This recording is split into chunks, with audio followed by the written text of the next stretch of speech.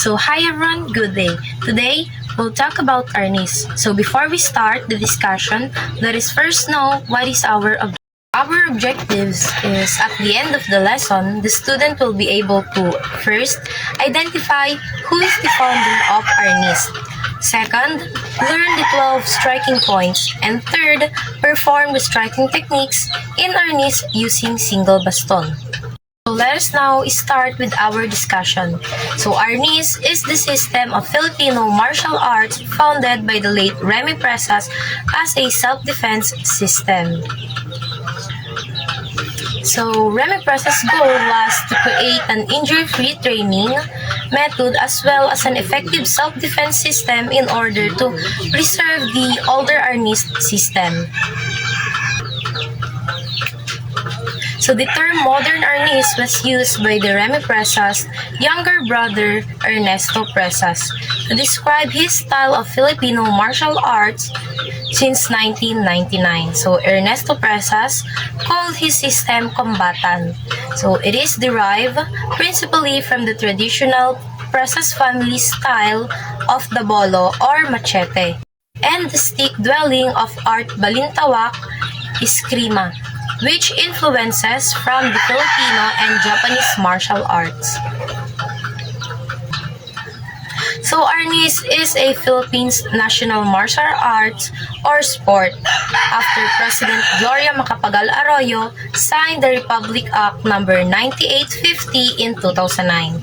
So the act mandates the Department of Education to include the sport as a physical education course. So arnis will be included among the priority sports in Palarong Pambansa or National Games beginning in 2010. So before we continue with our discussion, let us first have a short introduction for the founder of arnis. So his name is Remgio Amador Presas, born on December 19, 1936 in Hinigaran, Negros Occidental. So he died August 28, 2001 due to brain cancer in Victoria, Canada. So his occupation when he's still alive is teacher and martial artist. So Remgio Amador Presas or Remy Presas is known for founding modern arnis. So let us now proceed in training. So one of the characteristics of Filipino martial arts is the use of weapon from the very beginning of training, and modern arnis is no exception. So the primary weapon is the rattan stick called a cane or baton, which varies in size but is usually about 28 inches or 71 centimeter in length. So both single and double stick techniques are taught with an emphasis on the former unarmed defenses against the stick and against bladed weapons. So which the stick is sometimes taken or represents. So all are part of the curriculum. So next is belt ranks. So isa pronounced as isa or isa, which literally means one. Dalawa means two. Tatlo means three. Apat means 4, 5 means 5, 6 means 6. So pito literally means 7, 8, 9, 9, 10, 10, labing isa in some organizations pronounced as labing isa literally means 11.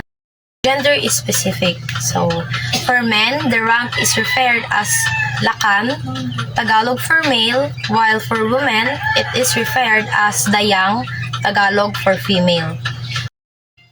So in addition to rank, titles such as Datu, Commissioners, Master of Tapi-Tapi, Senior Master, Punong Guro, and etc. have occasionally been granted to certain high-ranking individuals. So the title Guro is typically given to all lakans and dayangs. So let us now proceed to the principles of arnis. The cardinal rules of modern arnis acknowledge the non-violent nature of humans and the historical context that has led to the development of martial arts. Arnis as a Filipino martial art has its own unique history and cultural significance. Present trends, however, converted these martial arts into forms of sport. Although they are taught as defensive and offensive weapons, their concentration is now as a form of sport indulged in friendly competitions like all other wholesome sports. These arts have cardinal rules and principles to be observed and followed. Arnis has its own principles that have to be inculcated in the student. The cardinal principle in Arnis is respect for one's opponent as a person and as a fighter, and also as a sportsman. It should always be remembered that an opponent is a human being with a dignity as you have and worthy of respect. Also, do not underrate his fighting ability. Overconfidence would be costly, if not fatal. Therefore, never underestimate the ability of an opponent. Sportsmanship, on the other hand, is the measure of a fighter or player. The laurels of victory should never be worn with superiority but with humility. Victory is not a stamp of invulnerability but rather a reason for magnanimity. This suggests that modern Arnis emphasizes the nonviolent nature of humans, acknowledging that martial arts were developed historically, often as a means of self-defense rather than aggression.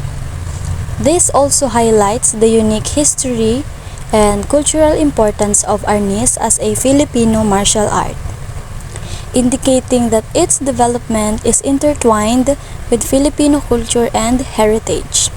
So basically, nowadays, martial arts like Arnis are more about friendly competitions rather than fighting for real. They've become like any other sport, focusing on following rules and showing good sportsmanship. But even though they've changed, each martial art still has its own important rules and principles that students need to understand and follow.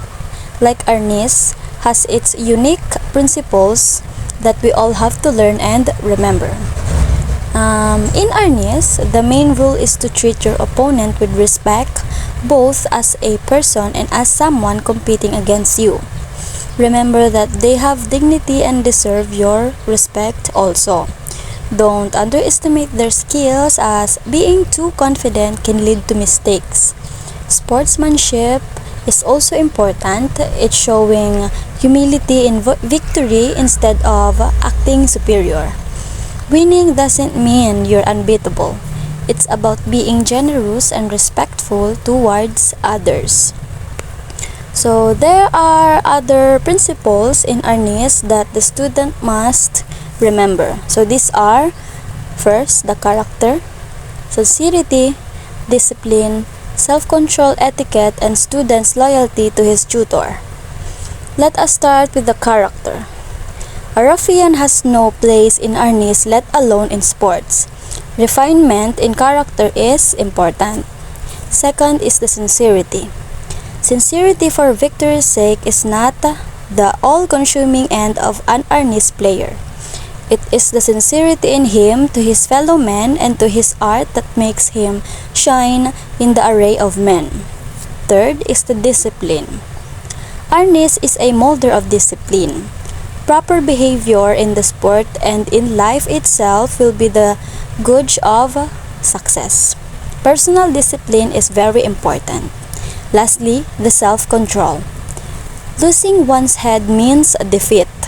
One should learn to control his temper if he hopes to achieve success in every endeavor. So that's all.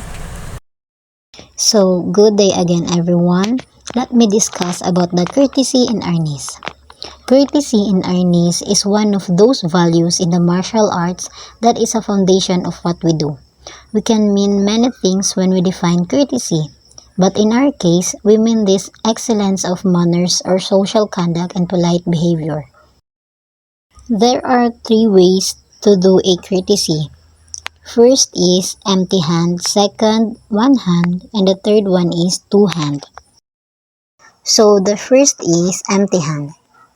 There are 4 steps, and the first one is attention or formal stance. Second step, open your left leg, and the third is close your leg and then put your right fist on your left chest, and the fourth is bow your head. And the second one is the one hand. There are also a 4 steps, and the first one is attention or formal stance. Second is step, open your left leg. Third one is close your leg and then put your right hand with one cane on your left chest. And the fourth step is bow your head. And the last one is the third, the two hand, same procedure and the one hand. There are 4 steps, and the first one is attention or formal stance. Second step, open your left leg. Third step, close your leg and then put your right hand with one cane on your left chest, the left hand with one cane extended sideways. And fourth step is bow your head. So let's proceed to the kinds of stances. Ready stance. Ready stance, stand with your feet apart parallel to the shoulder with both toes pointing forward. The knee should be straight, the waist and the body facing forward. Hands are on waist level and hands should hold the sticks on both sides. Attention stance. Stand with your feet forming a 45 degrees angle. Heels should be close to each other, knees should be straight, the waist and body facing forward. Shoulders are dropped to the side and both hands are at waist level. Forward stance. Starting with the ready stance, move one foot forward until the knee and the toe are in line to each other. Both toes are pointing in front, the waist and the body is facing forward. The body should not be too low or the lead foot too extended, otherwise it will be hard to maneuver. Distribute the weight or center of gravity to both legs. Oblique stance. Starting with the ready stance, move one foot forward 45 degrees away from the body until the knee and the toe are in the line to each other. Move on the same direction as the lead foot. For the right foot, move 45 degrees forward to the right. Both toes are pointing in front, the waist and the body is facing forward. The body should not be too low or the lead foot too extended, otherwise it will be hard to maneuver. Distribute the weight or center of gravity to both legs. Straddle stances. Starting with the ready stance, move one foot about 2 feet to the left of the right direction until both lower legs are almost perpendicular to the ground. Both toes are pointing in front, the waist and the body is facing forward. The body should not be too low or extended, otherwise it will be hard to maneuver. Distribute the weight or center of gravity to both legs. Straddle stance are also called horseback riding stance since it mimics position when riding a horseback. Side stances. Starting with the ready stance, move one foot about 2 feet to the left or right direction. Moving foot will be perpendicular to the ground while the other leg extended, thereby creating a position like that of a side kick. Both toes are pointing in front, the waist and the body is facing forward. The body should not be too low or extended, otherwise it will be hard to maneuver. Distribute the weight or center of gravity to both legs. If the left foot moves to the side, it becomes left foot side stance. If the right foot moves to the side, it becomes right foot side stance. Back stance. Starting with the ready stance, move one foot backward 45 degrees away from the body. The heels of the foot should form an imaginary L shape while the legs are in a straddle position. The body should not be too low or extended, otherwise it will be hard to maneuver. Distribute the weight or center of gravity to both legs.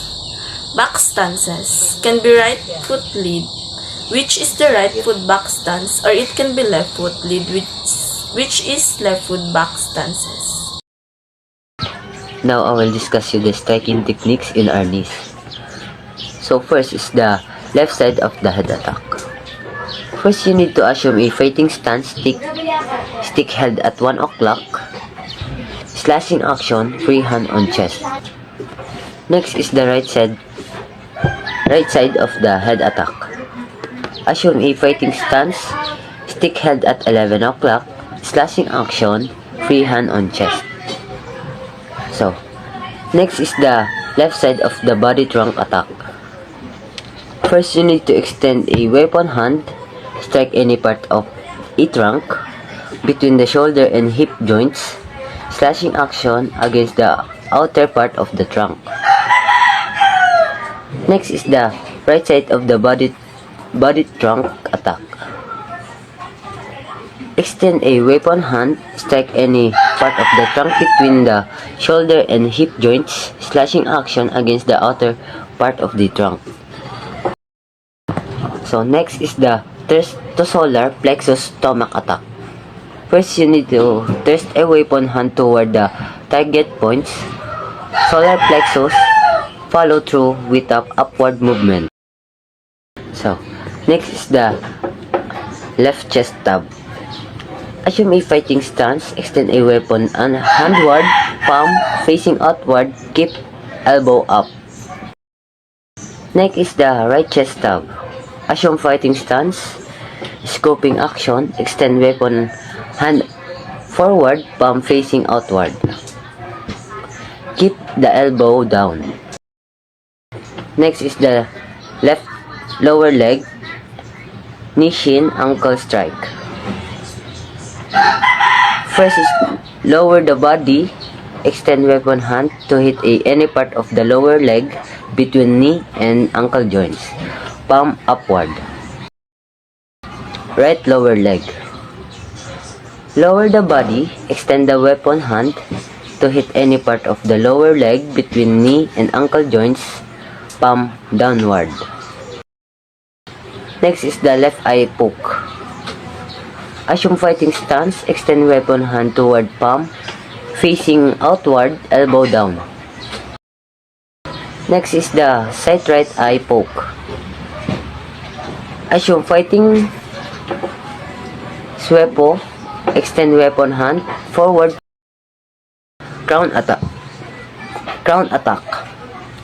Hack against the top of the head.